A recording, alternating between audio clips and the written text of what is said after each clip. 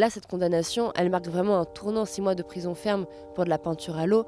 On n'a jamais vu ça, en fait. On est en train de déconstruire l'intentionnalité des personnes, des militants. Même s'ils essayent de faire au mieux pour que ça soit symbolique, on rappelle que c'est quand même un acte délictueux et on essaye de les requalifier en délit. Il n'y a aucune volonté de commettre des violences. Au contraire, on est dans de la désobéissance civile non violente et pacifique.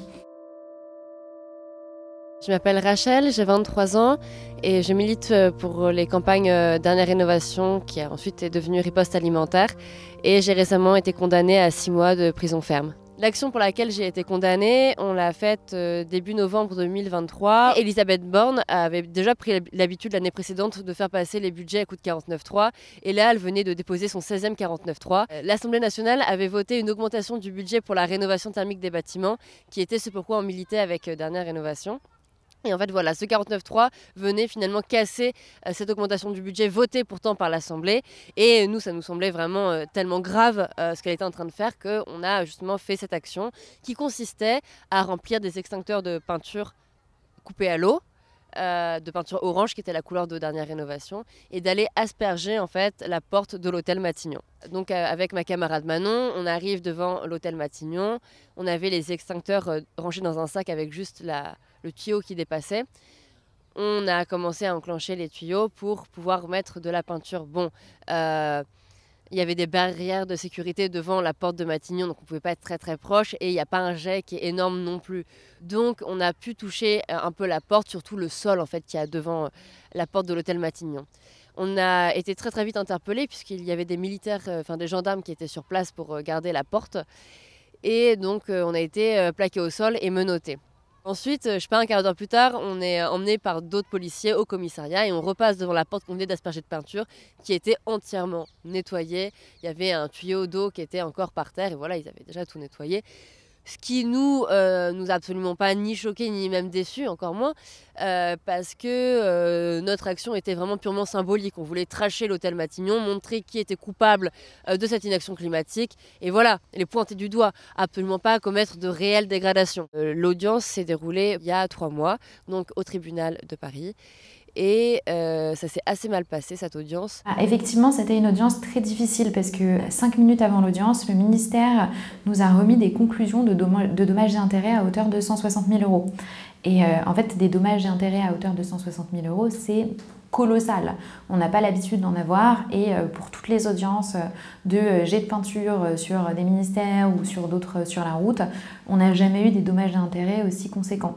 Il ne semblait pas correspondre à l'action de Manon et Rachel uniquement, il semblait correspondre à un ensemble de choses. Il y avait des éléments qui étaient mentionnés dans les dommages et intérêts qui n'auraient pas été dégradés. Par exemple, en fait, il y avait 3 portes dans le devis du ministère, mais nous, dans nos vidéos, il n'y avait qu'une porte qui était dégradée. Du coup, le tribunal n'a pas pu statuer et on est renvoyé, juste pour juger la partie civile en fait, de cette audience, au 2 octobre 2026, donc dans un an. Initialement, il y avait 4 gendarmes qui avaient porté plainte pour des violences et en fait, elles ont été condamnées pour des violences à l'encontre de 2 gendarmes. Ces gendarmes, ils étaient présents à l'audience, ils ont dit qu'ils exerçaient des métiers difficiles, etc., etc., que c'était des actes très violents à leur encontre. Et nous, ce qu'on avançait dans la réalité, c'était qu'il n'y avait aucune volonté de commettre des violences. En fait, il n'y a pas d'élément intentionnel. Et ça, c'est quelque chose qu'on retrouve dans toutes les actions de Dernière Rénovation et de Riposte Alimentaire. Il n'y a aucune volonté de commettre des violences. Au contraire, on est dans de la désobéissance civile non violente et pacifique. Donc il y avait un peu ce contraste des prévenus qui ne comprenaient pas pourquoi on leur reprochait des violences alors qu'il n'y avait pas d'intention de commettre ces violences. Et en fait, les violences, elles seraient caractérisées parce qu'ils ont eu de la peinture sur eux, les gendarmes. Et c'est ça qui a caractérisé les violences par la juridiction. Dans leur témoignage, il y en a un qui dit « J'ai reçu de la peinture, mais elles n'ont pas fait exprès, je l'ai bien vu ». Les autres disent qu'on les a intentionnellement visées, ce qui est rigoureusement faux. Ils n'ont amené aucune preuve de caméra de vidéosurveillance qui allait dans ce sens-là, ce qui est normal parce que c'est faux. Et pire encore, une autre qui a dit qu'effectivement elle avait aussi reçu de la peinture dans les yeux. Et là, mon avocate, une de mes avocates, a prouvé pendant l'audience, en l'interrogeant quand cette personne témoignait à la barre, qu'elle n'était pas là au moment des faits. C'est-à-dire qu'on la voit sur les captures d'écran des vidéosurveillance, qu'elle arrive sur le lieu de l'action, elle sort en fait de l'hôtel Matignon une fois qu'on est menotté et au sol et qu'on n'a plus les extincteurs avec nous. Donc si elle a reçu de la peinture, c'est pas la nôtre. Et en fait, c'est très choquant parce qu'on a quand même été condamné à lui verser des dommages et intérêts à cette dame. Moi, en tant qu'avocate, je suis en ayant lu le dossier pénal, je suis en désaccord avec le fait qu'elles aient été condamnées à verser des dommages et intérêts à quelqu'un dont on conteste la présence. Ces deux éléments, les dommages et intérêts plus les violences, c'est ça qui a fait que l'audience, elle était assez difficile pour les prévenus, pour les avocats, et c'est ça qui fait qu'on a un délibéré avec une sanction qui est aussi violente. Alors, cette sanction, c'est 6 mois de prison aménageable pour Rachel, interdiction de paraître 3 ans à Matignon et 2 ans d'inéligibilité. Plus pour Manon, il y avait une autre peine, elle a un stage, mais pour afférente, elle a une peine complémentaire d'un stage de citoyenneté à accomplir à ses frais dans un délai de 6 mois. Et elles ont toutes les deux été condamnées à verser 500 € de dommages et intérêts aux gendarmes. Donc aux 2 gendarmes dont la plainte avec constitution de partie civile a été retenue. Là, cette condamnation, elle marque vraiment un tournant, 6 mois de prison ferme pour de la peinture à l'eau. On n'a jamais vu ça, en fait. Et c'est une peine qui est assez terrifiante parce que ça peut engager petit à petit la France à suivre un peu le modèle américain ou à suivre un peu le modèle anglais et à infliger des sanctions de plus en plus fortes pour les militants écologistes qui notamment font de la désobéissance civile. Il y a un aspect dissuasif et il y avait un aspect aussi punitif parce que les réquisitoires de la procureure de la République, il était très fort et il était très violent à l'encontre des prévenus. En fait, la procureure, elle a quand même dit que en fait, leur action et le prix de leur action, c'est 160 000 € qui ne sont pas prouvés à ce stade, mais ces 160 000 €, c'était retirer de l'argent à d'autres luttes et que donc, leur action, elle pouvait retirer de l'argent à des luttes qui étaient tout aussi légitimes comme lutter contre l'inceste ou contre les violences conjugales.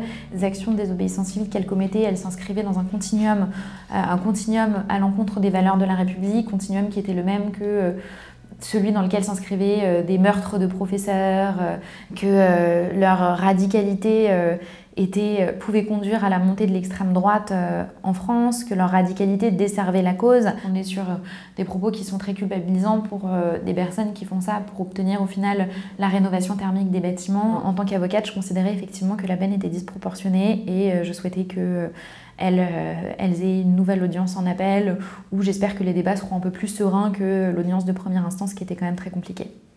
Cette répression est relativement inédite. Lorsque c'est la première fois, on va dire, il y a souvent un rappel à la loi, un rappel, voilà, au contexte, mais on va pas tout de suite sur une peine de prison. En Grande-Bretagne, on a eu presque le même questionnement à propos des 2 militantes qui ont envoyé de la soupe, cette fois-ci sur les fameux tournesols de Van Gogh.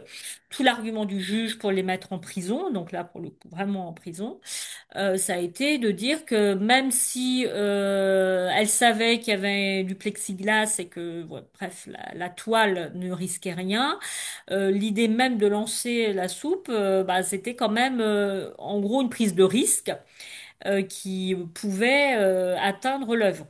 Donc maintenant, on est en train de déconstruire l'intentionnalité des personnes, des militants. C'est-à-dire que même s'ils essayent de faire, je dirais, au mieux pour que ça soit symbolique, il n'empêche que on déconstruit, on rappelle que c'est quand même un acte délictueux et on essaye de les requalifier en délit. Donc ça doit être un gros travail pour les avocats voilà, de travailler sur ces questions de délit. Forcément, ça nous freine dans notre militantisme. De risquer de payer 163 000 € de dommages et intérêts à Matignon, pour moi, ça voudrait dire être endetté à vie, en fait.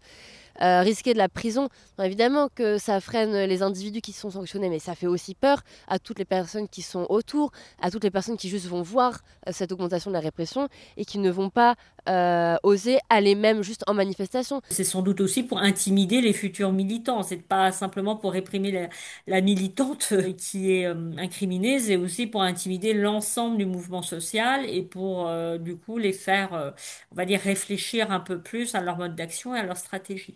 Donc c'est évidemment pour décourager ce type d'action. En revanche aussi, il y a toujours l'aspect contre-productif de la répression. Et ça peut aussi galvaniser d'autres qui vont aller vers des modes d'action qui vont peut-être être moins dans la désobéissance civile connue et reconnue, c'est-à-dire rentrer dans des modes d'action un peu plus clandestins, un peu plus radicaux. On sait aussi que dans le mouvement social en ce moment, mouvement écologiste, on parle à la fois de désobéissance civile, mais de plus en plus de résistance aussi. Le terme a été transformé.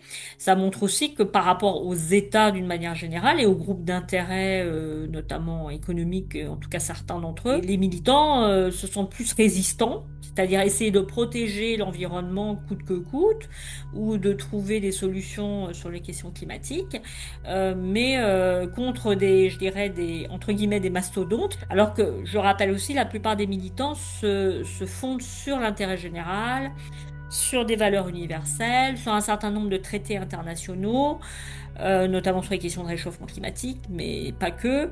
Donc ils se sentent aussi dans leur bon droit. Donc il y a vraiment une tension aussi sur la question du droit là, qui se met entre la légitimité d'être en action d'un côté, et puis la répression qu'on se prend entre guillemets, et en plus dans un contexte démocratique qui est lui-même un peu grippé en ce moment.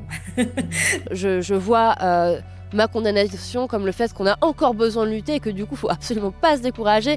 Et au contraire, c'est une raison de plus de descendre dans la rue. Je préfère le voir comme ça et le dire comme ça parce que, en fait, avoir peur ou baisser les bras, c'est leur donner raison. Et il faut vraiment pas parce qu'il y a aussi d'autres personnes qui vont être jugées après moi et d'autres personnes qui vont faire des actions aussi, qui vont du coup être jugées aussi dans longtemps. Et ce sera quoi l'état de la justice quand ce sera à eux d'être jugés? Et voilà, c'est aussi à nous de résister maintenant. Et c'est pour ça qu'on a fait appel aussi pour voilà, continuer la lutte jusqu'à la relaxe.